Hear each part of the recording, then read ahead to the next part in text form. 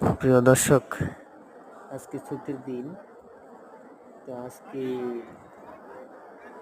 কাতার প্রবাসী যারা আছে তারা এই শপিং মহলের সামনে, গ্র্যান্ড মল শপিং মহলের সামনে প্রায় 1-1.5 কিলোমিটার এরিয়ার মধ্যে প্রায় হাজার হাজার লোক একসাথে জড়ো হয়ে মনে করেন একসাথে আড্ডা দেয়।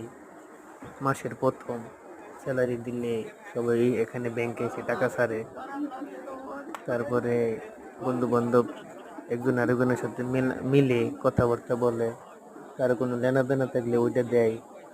পুরা দিন এরকম আড্ডা চলে, পুরা দিন ব্যাপী ছুটির দিন শুক্রবার আড্ডা চলে। তারপরে আবার মনে করেন এই যে গরম সরম তারা কিছুই মানল না, এত গরম। এই গরমের মধ্যে মনে করেন এরকম আমি তো দূর থেকে দেখাইতেছি।